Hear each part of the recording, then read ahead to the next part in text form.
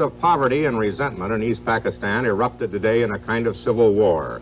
Sheikh Mujibur Rahman, the leader of East Pakistan, declared the region an independent republic. 1971-এ 26 March Bangladesh সময় সকাল 7:30টা মার্কিন যুক্তরাষ্ট্রের KBC টেলিভিশনে জানানো হয় পূর্ব বাংলায় জনযুদ্ধের ডাক দিয়েছেন বঙ্গবন্ধু শেখ মুজিবুর রহমান।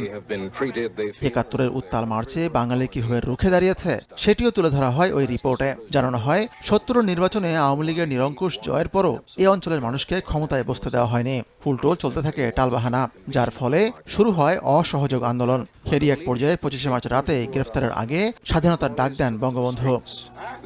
সম্প্রতি গবেষক মেজদা কামাল তার একটি গবেষণা করতে গিয়ে এই ভিডিওটির সন্ধান পান। পরবর্তীতে যুক্তরাষ্ট্র থেকে তার এক বন্ধু এটি সংগ্রহ করেন। আমি কিছু টাকা পাঠিয়ে দিচ্ছি। শার্টটা কিনে নিস ভাই।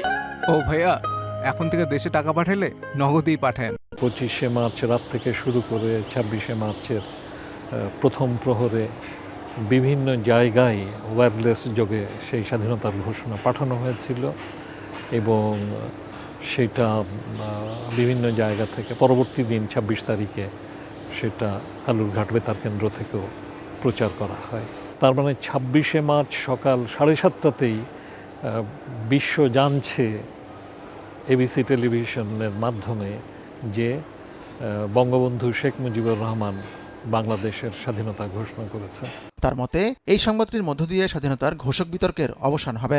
বঙ্গবন্ধুর স্বাধীনতা ঘোষণা নিয়ে যারা প্রশ্ন তোলেন তারা আসলে রাজনৈতিক অপউদ্দেশ্যে তারা প্রশ্ন তোলেন।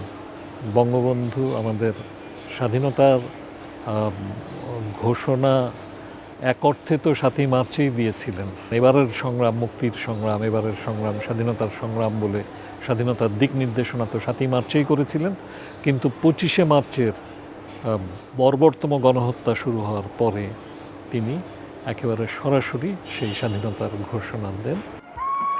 বাঙালির হাজার বছরের অর্জন স্বাধীনতা, যুগ যুগান্তরের পরাধীনতার গ্লানি মুছে নিজ ভূখণ্ড আর একটি লাল সবুজের পতাকা অর্জনের দিনটি এই জাতির জন্য ছিল আজন্ম স্বপ্ন।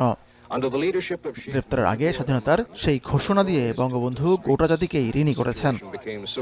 আতিকুর রহমান তামাল, সময় সংবাদ, ঢাকা।